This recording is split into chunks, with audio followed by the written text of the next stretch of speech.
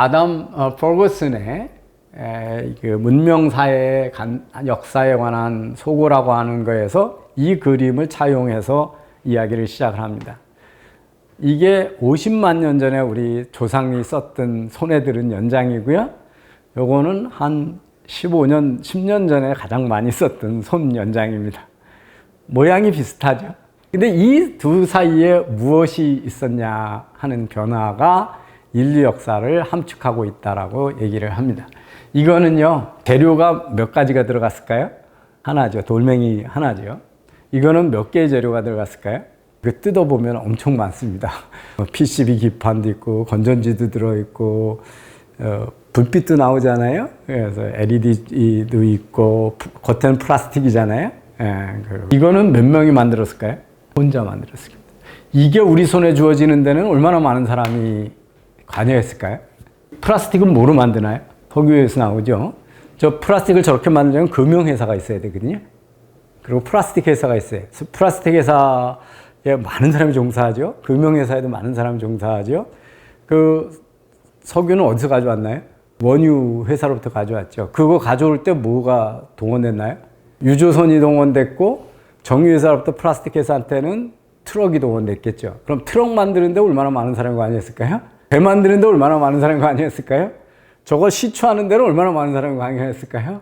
근데 그거는 플라스틱만 봤을 때지, 안에 PCB 만드는 데는 얼마나 많은 사람이 관여했을까요? 저걸 이마트에다 갖다 놓는 데까지는 또 얼마나 많은 사람들이 관여했을까요? 뭐 겉에 포장지도 있고 바코드도 있고 뭐 별거 다 있잖아요. 이거는 셀 수도 없는 많은 사람의 협업의 작품이에요. 그리고 각각은 극히 전문화된 사람들이에요. 한 사람은 절대 이거 한 개를 온전히 못 만들어요. 그죠?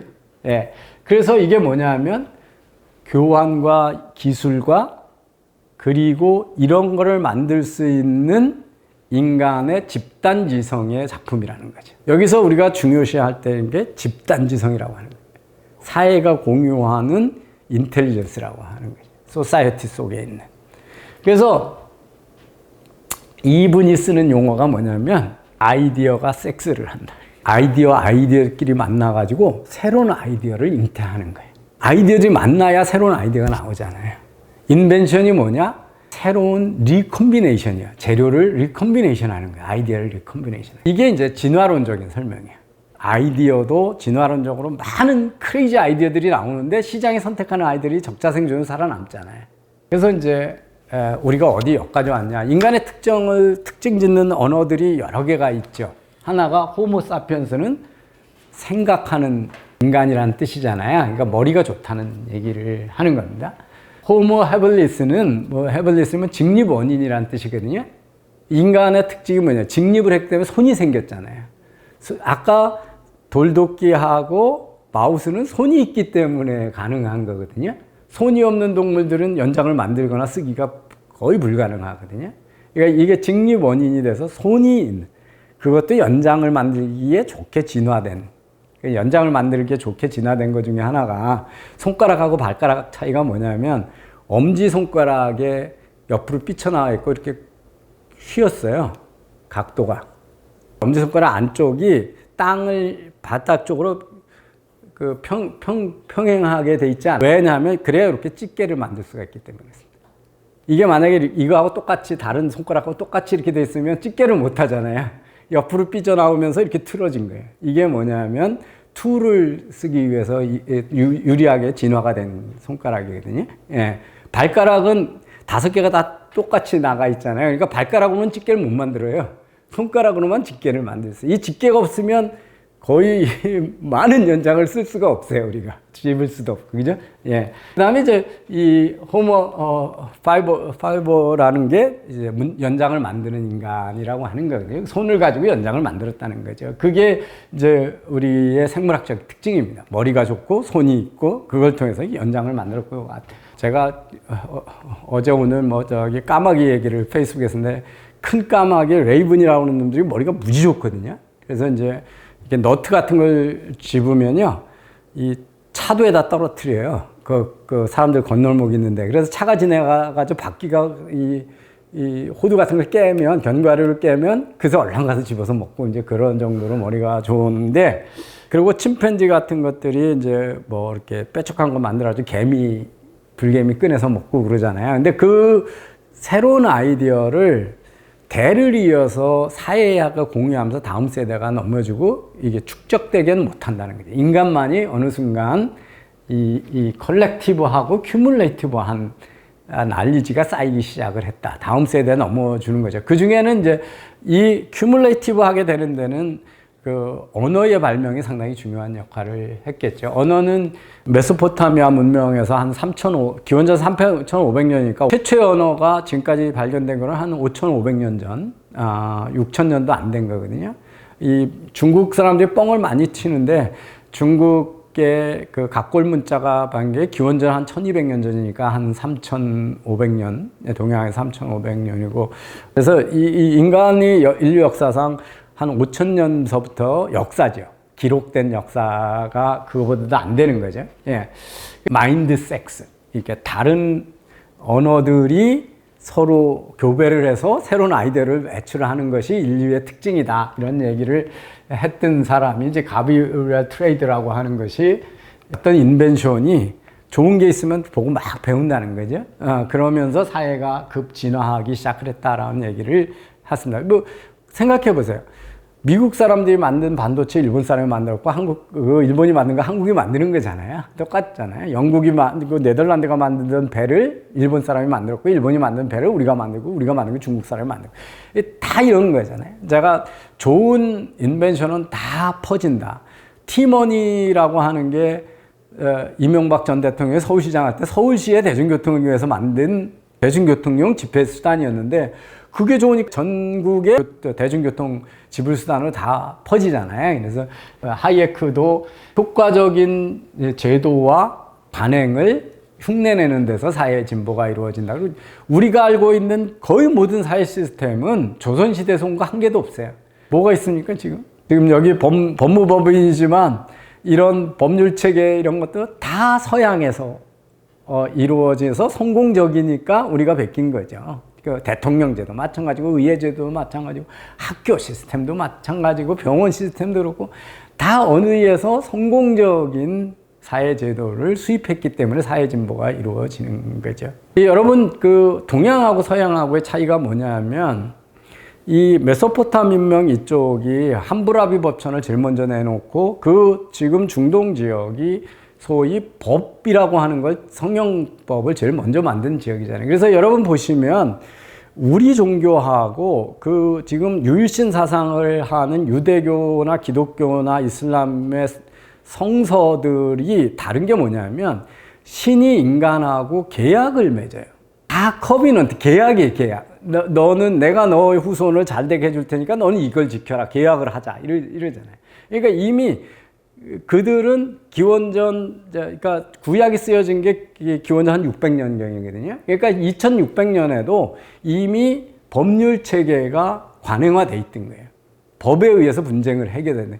우리나라나 동양이 이 법치를 채택하는데 어려운 이유가 그런 문화적 차이가 있었던 거죠. 그런데 그게 사회 안정과 발전에 절대적으로 중요하다는 걸 했기 때문에 우리가 그 제도를 도입을 한 거죠. 그죠? 그 다음에 이제 그거를 진화론적인 설명을 한 게 리차드 다킨스가 밈이라고 하는 생각의 단위를 밈이라고 하고 이렇게 서로 교배를 해서 새로운 생각을 탄생한다는 얘기를 했고요.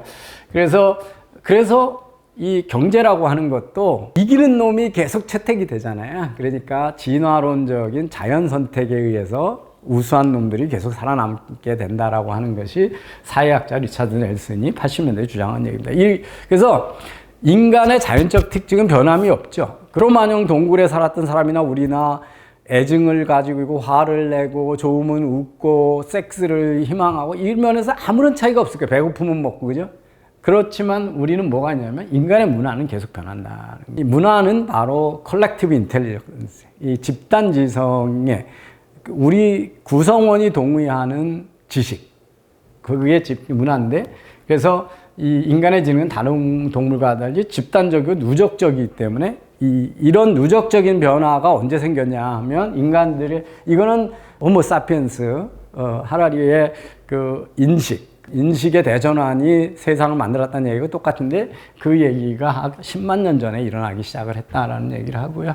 그래서 창조라고 하는 건 새로 재조합하는 거거든요. 그러면 인간이 이 재조합을 할 수 있는 시간은 왜 가졌냐? 이건 아담 스미스의 국부론에서 찾습니다. 그게 뭐냐면 분업을 하게 되고 분업을 하게 되면 한 분야의 전문성을 갖는 거죠. 그래서 수렵을 하는 생활에서는 농부이자 헌터였는데 어떤 사람 어부고 다 했는데 내가 고기만 잡고 내가 사과만 기르고 내가 헌팅만 하면 그 분야의 기술이 되고 전문화되면 전문성이 올라가고 생산성이 올라가니까 시간이 남으니까 더 쉽게 할 수 있는 연장을 만명하는 데 쓰기 시작을 한다는 거죠. 그래서 그 인류의 고고학적 유적으로부터 10만 년 전에 물물 교환이 시작됐다는 것을 밝히고 있습니다. 인간의 큰 특징 중에 하나가 스트레인저들을 믿고 모르는 사람들하고 경제적 교환 활동을 한다는 겁니다. 이거는 다른 동물에서는 전혀 없는 거거든요. 예. 그래서 그럼 여러 가지 재밌는 이야기가 나옵니다. 이게 제가 또 좋아하는 책인데 여러분도 꼭 한번 읽어보시면 좋은데요. 이게 불의 사용이 현생 인류를 만들었다고 하는 책입니다. 그래서 이 캐칭 파이어라고 하는 책인데요. 그 중에서도 불을 음식을 만드는 데 쓴 게 가장 인간을 변화시켰다고 주장을 합니다. 그 이유는 뭐냐면요. 음식을 익히면요. 음식에 있는 영양을 우리가 소화 흡수를 훨씬 많이 합니다. 그래서 감자를 날거로 먹으면 감자 속에 있는 영양의 40%밖에 우리가 흡수를 못해요. 근데 삶아 먹으면 95%가 흡수가 돼요. 더 중요한 건 뭐냐면 날 음식은 소화하는데 어마어마한 에너지를 쓰거든요. 익혀서 먹으면 소화하는데 사자는 사슴을 잡아먹고 뜯어먹는데 2시간 이상이 걸리거든요. 근데 우리는 누가 쿠킹을 해주면요. 먹는데 5분이면 먹습니다. 그리고 소화하는 데도 에너지가 안 써요. 그러니까 발명하는 데 시간을 쓸 수가 있는 거예요. 그래서 이 불하고 음식의 특징이 뭐냐면 만들긴 되게 어려워요. 여러분 혹시 김병만의 정글의 법칙이라는 프로 보신지 모르겠어요. 그 야생에 가서 이렇게 비벼가지고 불 켜려고 그러면 엄청 어렵잖아요. 그 정말 어려워요. 제가 마사이족 케냐 마을에 가서 하는 거 봤는데요. 동네 청년 서너 명이 불러가지고 한 20-30분 해야 불이 펴져요. 만들기 힘드는데 공유하기 쉽잖아요. 음식도 그래요. 음식을 마련하는데 어려운데 음식한 거를 공유하는 건 쉽거든요. 그러면서 교환이 더 됐고 이게 뭘 만들었냐면 남녀 간의 분업화를 했어요. 음식하는 걸 여자들이 주로 하고 남자들이 가서 사냥을 했거든요. 이러면서 점점점 전문성이 늘어나기 시작을 했고 그런 것들이 이제 얘기합니다. 왜 10만 년 전에 인류가 바터 무역을 시작했냐고 하면 이 석기는요. 우리만 쓴 게 아니라 우리의 3, 4년만까지 공존했던 네안데르탈인들도 석기를 만들어서 썼거든요. 근데 현생 인류하고 차이가 뭐냐면 네안데르탈은 그 석기의 재료를 보면 자기가 사는 데서 1시간 내에 가서 취할 수 있는 돌로 만듭니다. 그런데 현생 인류는 자기 동네에 없는 돌로 만들어요. 몇백 마일 떨어진 데서 만들어요. 그 얘기는 뭐냐면 교환을 해서 받았다는 거예요. 탁 치면 날카로운 날이 만들어지는 돌멩이 같은 것들이 거의 그 당시에는 첨단 기술이었거든요. 그런 걸로 만들기 시작을 합니다. 그게 10만 년 전에 일어난 일이에요. 그리고 그 동네에서 나지 않는 조개껍질 화폐가 그때 발명이 됩니다. 그러면서 이게 이제 10만 년, 2만 년에서 8만 년 사이에 교환을 통해서 혁신적인 석기를 만들어서 신석기 시대로 미들 스톤 에이지에서 뉴 스톤 에이지로 이전을 합니다. 그래서 우리가 생각했던 것보다 훨씬 일찍 분업을 하면 전문화가 되고 전문화하면 어떤 전문성이 올라가고 그러면 생산성이 올라가니까 그 다음에 남는 시간에 이노베이션에 관한 시간을 썼다 하는 것은 아담 스미스예요. 그 혁신은 개인이 하는 건 중요하지가 않습니다. 왜 지금 개인이 해서는 그 혁신이 살아남을 가능성이 별로 없거든요. 혁신의 네트워크가 중요하다. 큰 파퓰레이션이 중요한가를 설명을 합니다. 여러분 웰컴 투 동막골 보셨나요? 그런 한 사회에 어떤 사람이 다 거기서 감자 농사만 짓고 있었는데 어떤 친구가 토끼를 잡는 옥모 기술을 발견했다고 치자고요. 그래서 토끼를 잡아요. 토끼를 잡는 덫을 만들었다고 치. 그런데 어느 날 호랑이 와가지고 토끼를 다 물어 죽이면 완전히 고립된 사회면 그 다음 세대로 그 다음 세대는 토끼를 잡는 덫의 기술은 이어지지 않겠죠. 더 이상 토끼가 없는데 누가 토끼 덫을 만들겠어요. 그런데 만약에 여기가 개방된 교류의 네트워크라고 그러면 우리 동네는 토끼가 없지만 이 사람이 토끼 잡는 덫이나 옥모를 잘 만들면 그 다른 부족한테 팔고 토끼 있는 동네 사람한테 팔고 거기서부터 감자를 받으면 되는 거잖아요. 그래서 어떤 기술이 계속 큐뮬레이티브하게 이어지려면 큰 시장이 있어야 된다라고 하는 거죠. 그래서 왜 원시 시대에 그 오랜 동안 인류가 머리가 좋아진 지가 200만 년 전인데 그때부터 최근까지 진보를 안 하고 이렇게 서서히 갔느냐 하는 거는 그 당시에 각각 부족들이 아이솔레이트 돼 있기 때문에 자꾸 어떤 기술이 발견하면 사라졌다가 다시 재목되지 이게 성장을 못 하잖아요. 그래서 거대한 파퓰레이션의 네트워크가 있어야 되고 많은 사람이 있으면 거기에 더 잘 훈련된 선생님이 있어서 또 배우기도 유리할 거 아니에요. 그죠? 그 다음에 이 잘못된 것들이 만들어져도 서바이벌 확률이 좋은 거에서 경쟁을 통해서 서바이벌 확률이 커지고 그래서 좋은 진짜 혁신이 일어날 가능성이 커진다. 그래서 이게 바로 인구 증가가 생산성 감소로 이어진다라고 하는 거는 완전 소리이고 반대다. 인구가 생산성 향상을 일으키는 주된 원인이다라고 하는 이야기를 합니다. 여러분은 화폐를 뭐라고 생각을 하시는지 모르겠는데 화폐는 이걸 받으면 딴 사람이 그 가치를 인정해주고 누가 또 받아줄 거라고 하는 신뢰가 없이는 화폐를 존속하지 않거든요. 나는 소를 줬는데 먹을 수도 없고 입을 수도 없는 동전을 나한테 주잖아요. 그거는 이 동전이 다른 걸 살 수 있다는 신뢰가 없으면 아무것도 안 되는 거잖아요. 그래서 화폐는 금속이 아니고 여기에 새겨진 신뢰를 얘기하는 거다라고 하는 게 돈의 부상이라고 하는 책에서 얘기하는 겁니다. 5만 년 전부터 인류가 본격적인 바텀 무역을 시작을 하는데 이게 바로 신뢰가 형성이 됐다라고 하는 거죠. 그래서 바로 스트레인저들하고 모르는 사람들하고 상업적인 교환을 한다는 게 인간이 갖는 유일한 성취라고 하는 거죠. 여러분 야생 동물들은요 대개 동족이라고 해도 자기 직계 가족이 아니면 다 적으로 간주합니다. 그래서 영역 표시를 해요. 곰들이 오줌 같은 거 싸가지고 영역 표시 하잖아요. 그리고 다른 곰이 들어오면 죽으라고 싸우잖아요. 이게 두 곰들 사이에 곰 패밀리 간에 신뢰가 전혀 없는 거예요. 그러니까 무조건 적으로 먼저 간주하기 때문에 교환이 일어나지 않잖아요. 인간은 스트레인저들을 믿고 교환을 하는 유일한 동물이에요. 그런 이야기를 합니다. 왜 맥도날드가 들어가면 전쟁이 없다고 그러잖아요. 그러니까 상인이 들어가지 않는 국경에 군인들이 들어간다는 거거든요. 그래서 교역이 일어나면 세상이 이제 신뢰가 쌓이고 평화로워진다는 거고요. 우리가 지금 어떻게 죽냐. 이게 보시면 죽는 사람이 0.2%만 전쟁에 의해서 죽습니다. 2019년에 보시면. 그래서 74%는 전염성 없는 병으로 죽고요. 14%는 전염성 있는 병으로 죽고, 그 다음에 태어나다가 죽고, 영양실조로 죽는 사람이 있고, 여기는 교통사고로 죽는 사람이 2.3%고요. 그 다음에 다른 사고로 죽는 사람이 1.3%. 1.3%는 자살로 죽습니다. 근데 여기 바이올런트로 죽는 사람은요, 0.7%가 살인이고 0.2%가 전쟁에서 죽거든요. 그래서 전 세계 인구의 1%만이 바이올런스로 지금 죽고 있습니다. 근데 이거는 인류 역사상 엄청 예외적인 상황입니다. 과거에는 바이올런스로 어마어마하게 많이 죽었거든요. 이제 무력 충돌에 의한 사망 그래프고요. 살인이 어떻게 줄고 있는가? 10만 명당 살인 사망자 수가. 중세가 기독교가 지배했으니까 유럽에서 어쩌 평화로울 것 같은데 이게 이제 중세 유럽 기준이거든요. 1년에 10만 명당 한 20명이 살인으로 죽었는데 지금은 1명 미만이거든요. 그래서 우리는 뉴스 때문에 전 세계에 있는 테러나 살인 사건을 많이 보니까 엄청 바이올런트한 것처럼 보이지만 인류 역사상 이렇게 평화로운 세상은 없었다. 너무 바이올런트한 세상이 없었다 하는 거고요. 신뢰가 늘어나면 경제 성장은 우리가 동업을 못하는 게 신뢰가 없어서 못하는 거죠.